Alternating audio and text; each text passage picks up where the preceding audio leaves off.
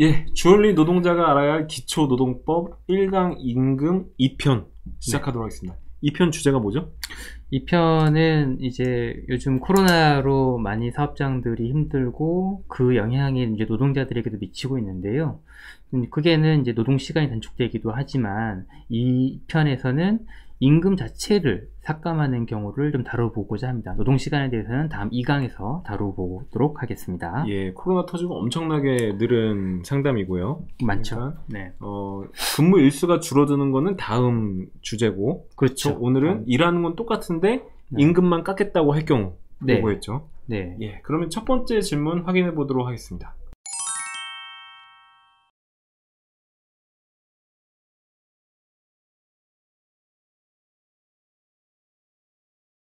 저렇게 원래는 280만원 중에 30만원 기술수당을 포함해서 받고 있었던 분인데 네. 코로나가 터지고 나서 저 30만원을 깎는 걸로 근로계약서를 다시 쓰자고 하는 거고, 근로계약서 다시 쓰는 거 싫다고 그러면은 징계하겠다. 이렇게 나오는 사례죠. 네, 말도 안 되죠. 사실은 뭐 여기서는 기술수당이었습니다만 실제에서는 뭐 식대를 깎을 수도 있고요, 교통비를 깎을 수도 있고요, 여러 가지 이제 부가수당들 중에 한 항들을 깎아서 뭔가 인건비를 줄이려고 하는 시도가 여러 있는 것 같습니다. 기본적으로 이런 수당들은 계약에서 이미 정하도록 되어 있는 사항이고, 그렇기 때문에 이것을 일방적으로 바꿀 수는 없고요. 바꾸려면 반드시 계약 당사자인 노동자와 동의가 필요하죠. 예, 이런 상담에서 간혹 이제 질문하시는 분들이 네. 근로기준법 몇 조를 보면 되느냐 이런 얘기도 하시는데 몇 네. 조를 보면 되나요? 근로기준법 43조를 보시면 됩니다. 근로기준법 43조를 보시면 어떤 원칙이 있냐면 임금은 전액을 지급해야 된다는 원칙이 있습니다. 이때 전액이라고 하는 것은 뭐냐면 계약서에서 지급하기로 정해진 대로의 금액 전부, 이것이 바로 전액이기 때문에 거기에서 모자라게 사용자가 일방적으로 깎는 것은 계약을 일방적으로 파기하는 것이 되죠. 그건 허용이 되질 않습니다. 네. 근데 지금 계약을 바꾸자고 하는 거잖아요. 네. 그쵸? 동의 안 하면 그만이죠. 동의 안 하면 그만인 것이고. 네네. 네. 만약에 동의를 하지 않은데도 불구하고 네. 일방적으로 사용자가 임금을 깎아서 준다면 어떻게 해야 됩니까? 네. 노동청에 가셔야 됩니다. 노동청에 이제 고용노동청에 진정을 제기하는 방식을 이제 취하는 수밖에 없는데요. 진정을 통해서 사업주가 지급하기로 정해진 수당을 일방적으로 지급하지 않았다라는 취지로 진정을 넣으시면 조사를 통해서 지급받을 수 있을 것으로 보입니다. 네, 그런데 이제 일하시는 분들이 뭐 주얼리 노동자들뿐만 아니라 뭐 회사 생활하는 분들이 다 똑같은 얘기입니다. 일하면서 이렇게 즉각적으로 이의 제기하기가 힘들잖아요. 그렇죠? 그래서 뭐 갑자기 임금이 깎였다고 그래서 곧바로 노동부 가시기가 힘든데, 제가 얼마 전에 했던 상담 사례 중에 그런 것도 있었어요. 네. 이분은 이제 주얼리 노동자인데 임금을 깎기 시작해서 계속 이제 깎아서 나왔는데 자기는 일해야 되니까 말은 못 하시고 네. 한 8개월 정도가 계속 이렇게 깎이는 상태로 받으셨어요. 네. 이분이 지금 노동부에 가셔서 임금 체불로 신고를 하시면 네. 뭐 좋은 결과를 얻을 수 있을까요? 결론부터 말씀드리면 감독관을 잘 만나야 될 것 같습니다. 근로감독관을 잘 만나면 노동자 보호의 관점에서 잘 해석해서 조사가 이루어질 것 같은데, 우려되는 지점은 뭐냐면 그렇게 임금이 삭감된 채로 장기간 동안 방치되었을 때 간혹 사용자가 당신 묵시적으로 동의한 것 아니냐, 만약에 당신이 거기에 대해서 이의를 제기했더라고 한다면 나는 당신이 동의하지 않았다는 것을 알았을 거고, 그랬다면 나는 임금을 일방적으로 깎지는 않았을 거다, 이렇게 나올 수가 있거든요. 이렇게 나왔을 때 흔들리는 감독관은 나쁜 감독관입니다. 좋은 감독관이라고 한다면 흔들리지 않아야 됩니다. 원칙적으로 이 경우에도 내가 동의라고 하는 것은 명시적으로 동의를 해야 되겠습니다. 왜냐하면 계약서에서 명시된 부분이기 때문에 거기에 대해서 묵시적인 동의라고 하는 것은 쉽게 인정될 수가 없는 부분이거든요. 근데 말씀드리고 싶은 것은 이 임금이 삭감된 상태가 장기간 지속되다 보면 방금 예로 들은 것처럼 사용자로부터 막 묵시적 동의가 있었다라는 이 주장을 하면서 이것이 불필요하게 쟁점화되는 경우가 있을 수 있습니다. 그렇기 때문에 가능하면 그런 임금 삭감 사례가 있는 날로부터 빠른 시일 내에 노동청에 진정을 제기하는 편이 좋죠. 네, 그 묵시적 동의, 묵시적 합의라는 게 네, 명시적인 동의 합의의 이제 반대말이죠. 그렇죠. 뭐 사인을 하거나 뭐 이러진 않는데, 그렇죠. 이제 뭐 서로 얘기하면서 이해된 것이다, 뭐 이런 식으로 그렇죠. 합의를 이제 추정하는 상황. 그렇죠. 근데 저는 사실 이제 아까 그 상담 사례에서 네, 그 한 8개월 정도 이의 제기를 안 하셨으면, 네, 최 노사님이 말씀하시는 좋은 감독관 만나시기 힘들 거다. 네, 대부분의 감독관들은 임금 삭감에 대한 묵시적 동의가 있었을 것이다. 네.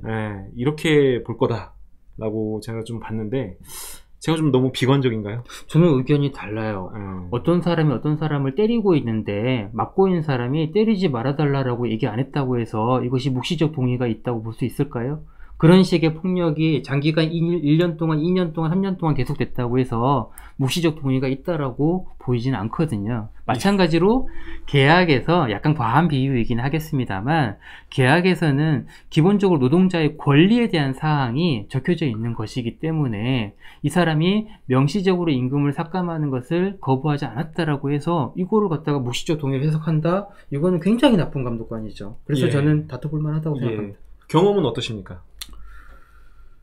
실제 경험은? 섞여 있습니다. 좋은 감독관을 만났을 때와 그렇지 않은 감독관을 만났을 때 결과가 다릅니다. 예.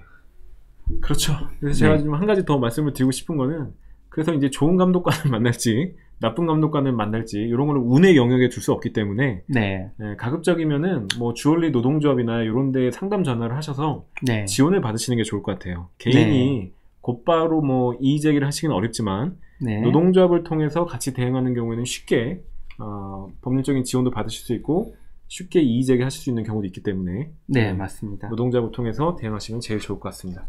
추가로 하나만 더 여쭤볼까요? 주얼리 업계에서 뭐 이렇게 떡값이랄지 뭐 이런 거 주는 게 있는데 경영이 어렵다는 이유로, 코로나 때문에 매출이 줄었다는 이유로 떡값 같은 걸 갑자기 안 줄 수가 있는지, 이런 질문이 있습니다. 이제 그런 부분들은 관행적으로 보호되는 근로조건이라고 우리가 표현할 수 있을 것 같은데, 사실 관행이라고 하는 것도 노동법에 없는 표현입니다. 노동법에 없는 표현인데, 그러면 노동법에서는 그 없는 표현을 뭔가 있는 표현에 가깝게 해석하려고 하죠. 그래서 노동법에서는 그런 관행을 취업규칙이라는 것으로 이해를 하고 있습니다.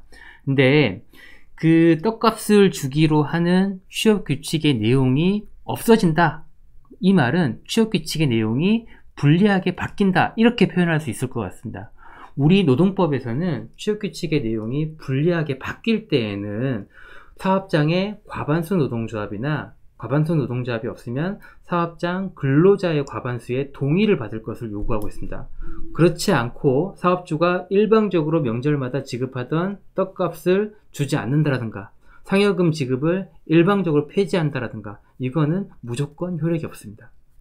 좀 정리를 해보자면 사장님이 갑자기 자기 맘대로 임금을 올려주는 건 좋은 일이죠. 고마운 일인데 노동자의 동의를 받지 않거나 또는 법에서 정한 불이익 변경 절차를 밟지 않고서 임금을 삭감할 수는 없다. 그렇죠. 임금을 삭감했을 때는 곧바로 임금 체불로 대응하면 된다. 맞습니다. 이렇게 정리를 하면 될 것 같습니다. 좋은 정리인 것 같습니다.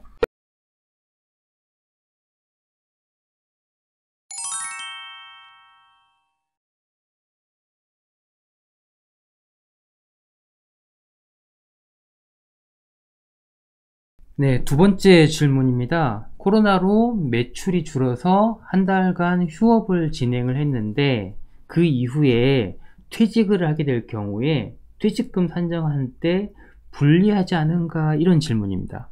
이거는 어떻게 설명을 해줄 수 있을까요?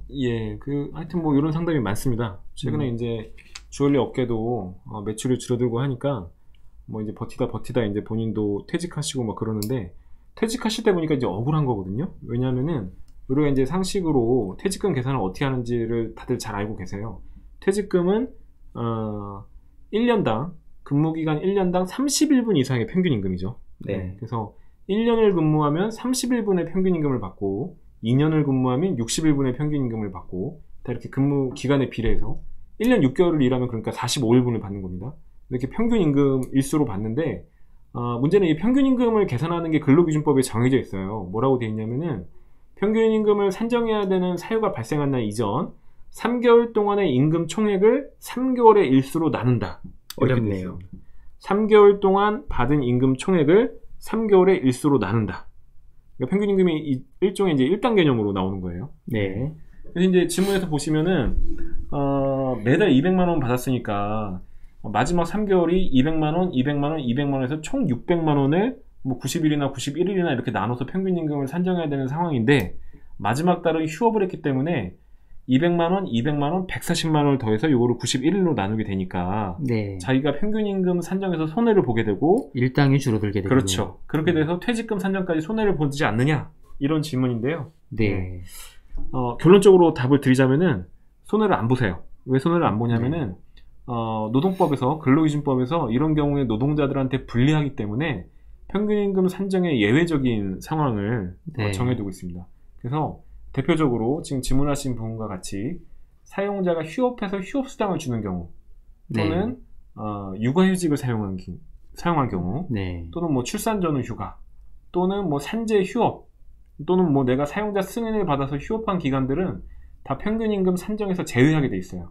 네. 그래서 이 질문하신 분 같은 경우는 어떻게 계산을 하냐면 앞에 두 달 200만 원, 200만 원 플러스 200만 원에서 400만 원을 그 두 달 동안의 일수인 60일 이걸로 나눠가지고서 평균임금을 산정하게 됩니다. 네. 마지막 달은 아예 빼버리는 거죠. 요약하자면 우리가 퇴직금을 산정할 때는 퇴직 직전 3개월 동안의 임금을 얼마를 받았는지가 중요한데 그렇죠. 지금 질문하신 경우처럼 사용자가 휴업을 실시한 경우라든가 법에서 보장된 뭐 육아휴직, 출산휴직 또는 산재 휴직기간 이런 기간들이 끼었을 때에는 손해를 볼 일이 없다 이렇게 이해를 하면 되겠네요. 예, 맞습니다. 자, 그런데 3개월 동안의 임금이 중요하긴 한데 방금 말씀드렸듯이 휴업이 3개월이 넘어가면 또는 육아휴직이 퇴직 직전 3개월 넘어가면 이때는 어떻게 계산을 하면 그런 경우가 아주 종종 있습니다. 뭐 휴업도 3개월 이상 갈 수가 있지만 지금 말씀하신 대로 이제 육아휴직을 쓰고 퇴직하시는 경우들이 많단 말이에요. 네. 그래서 육아휴직 뭐 1년을 쓰니까요. 그 앞에 출산 전후 휴가 기간도 3개월이 있고요. 네. 그래서 그렇게 쓰고 퇴직을 할 경우에는 그 기간들이 다 이제 3개월을 넘어가 버리기 때문에 그 기간들을 가지고서는 어차피 평균임금 산정을 할 수가 없습니다. 네. 그래서 정상적으로 근로를 했던 기간까지 거슬러 올라가야 됩니다. 그래서 네. 육아휴직 1년 앞에 출산 전후 휴가 기간 3개월 그 앞에 기간까지 거슬러 올라가서 정상적으로 임금을 받던 그렇죠. 기간이네요. 네, 정상적으로 월급을 받았던 기간 3개월 동안을 가지고 평균임금을 산정합니다. 네. 유의하셔야 되는 거는 평균임금 산정만 그 시점에서 한다는 거고요. 퇴직금 산정을 할 때 근로기간으로는 다 인정이 되는 거죠. 육아휴직을 사용했던 기간, 출산 전후 휴가 기간을 사용했던 기간은 다 퇴직금 산정에 들어가는 기간입니다. 네. 근속기간은 실제 퇴직시를 기준으로 하되 그렇습니다. 퇴직금을 산정하는 평균임금은 정상적으로 받고 있던 임금을 그렇습니다. 기준으로 한다 이 말씀이시네요. 예. 혹시 그거 외에도 주얼리 노동자들의 퇴직금을 계산할 때 좀 특별히 알아뒀으면 하는 것이 있을까요? 예, 있습니다. 네. 평균임금 계산할 때 이제 주의하셔야 되는 게 있는데요. 자, 3개월 동안의 임금 총액을 3개월의 일수로 나눠서 하루 1단 개념으로서 평균임금을 산정한다고 했을 때 근로기준법이 예상하고 있는 뭐 임금 형태는 이런 거예요. 다달이 기본급도 받지만 시간의 수당도 들쭉날쭉하게 받고 네. 또 뭐 분기별 상여금도 받고 연차 수당도 받고 이런 경우에 평균 개념을 산정하겠다라는 거거든요. 네. 그런데 주얼리 노동자분들은 그냥 임금 체계가 굉장히 단순하죠. 그냥 딱 기본급만 받으시거든요. 그래서 뭐 200만 원, 300만 원, 400만 원 다달이 똑같은 돈을 받기 때문에 네. 이런 경우에는 평균임금 계산을 달리합니다. 어떻게 달리하느냐? 근로기준법에 이런 규정이 있어요. 3개월 동안 임금 총액을 3개월의 일수로 나눠서 산정하는 방식의 평균임금이 만약에 하루의 통사임금 미리 정해진 것보다 적으면 네. 통사임금을 평균임금으로 본다라는 조항이 있습니다. 약간 이해하기가 어렵네요. 제가 한번 예를 좀 들어볼까요? 네. 예를 들어서 어떤 노동자가 시급 10,000원을 1만 원을 받고 있는 상황에서 주 40시간을 일한다고 하면은 월급이 209만 원입니다. 네. 그래서 3달 동안 209만 원을 3달 동안 받은 거를 90일이나 91일로 나누면은 대략적으로 계산해 보면 한 6만 9천 원, 뭐 이 네. 정도로 계산이 돼요. 그런데 시급이 만 원이니까 이 노동자의 통상임금은 1만 원 곱하기 하루 8시간에서 8만 원이거든요. 네. 통상임금이 아까 계산한 6만 9천 원보다 더 많죠. 그래서 네. 이때는 8만 원 통상임금이 평균임금이 됩니다. 10,000원 정도 차이가 나네요. 예, 차이가 네. 크죠. 그래서 일당을 8만 원으로 잡느냐, 일당을 6만 9천 원으로 잡느냐, 이것이 이제 평균임금을 계산하느냐, 통상임금을 계산하느냐 차이다, 이 말씀이신 거죠. 주얼리 노동자들처럼 별도의 수당이나 이런 것 없이, 상여금이나 이런 거 없이 다달이 고정급으로 받으시는 경우에는 하루에 통상임금을 가지고서 평균임금을 산정하는 것이 훨씬 유리하다. 네. 이렇게 기억을 하시면 되겠습니다. 그리고 또 주얼리 노동자들이 4대 보험 가입이 제대로 처리 안 돼서 퇴직금 산정할 때 불필요하게 사업주랑 뭔가 분쟁을 겪게 되는 경우가 있다라고 들었습니다. 이런 경우에는 어떤 내용을 얘기하시는 건가요? 주얼리 사장님들이 무식해서 네, 아무 말 대잔치 하듯이 하는 경우인데, 다 아시다시피 주얼리 노동자들은 4대 보험이 제대로 가입이 안 돼 있으시죠. 뭐 여러 가지 목적으로요. 근로자 수를 줄이려는 목적도 있고, 하여튼 여러 가지 목적이 있는데, 가끔 어떤 사장님이 이런 얘기를 해요. 너는 입사는, 예를 들면 입사는 올해 1월 1일부터 했지만 4대 보험은 3월 1일부터 가입됐기 때문에 4대 보험이 가입된 3월 1일부터 근무기간을 따지는 거다. 이런 뭐 허무맹랑한 얘기를 하시는 경우가 있는데, 결론적으로 4대 보험 가입이라고 퇴직금 산정 기산이라고는 전혀 상관이 없습니다. 그러니까 퇴직금은 실제 입사에서 퇴직까지를 계산하는 것이지, 그렇습니다. 4대 보험 신고가 어떻게 되느냐에 따라서 의존을 하는 건 아니다. 4대 보험 신고를 뒤늦게 한 건 그 자체로 위법이고 그 자체로 과태료 부과 대상이긴 한데, 그건 그 문제고 퇴직금 산정에는 전혀 영향을 주지 않습니다. 네, 잘 이해했습니다. 예, 주얼리 노동자가 꼭 알아야 할 기초노동법 1강이 임금이 주제였습니다. 그래서 지난 편 포괄임금제, 그리고 이번 편 임금 삭감 대응까지 각각 살펴봤고요. 다음 2강 주제에 대해서 좀 설명을 해주시겠어요? 네, 다음 2강 시간은 뭐 최근 코로나로 많이 발생하고 있는 뭐 무급 휴직이나 휴업수당 등에 대해서 알아볼 것이고요. 그것과 더불어서 연차 휴가에 대해서도 질문이 자주 나오고 있어서 함께 알아보도록 하겠습니다. 예, 다음 2강에서 뵙도록 하겠습니다. 수고하셨습니다.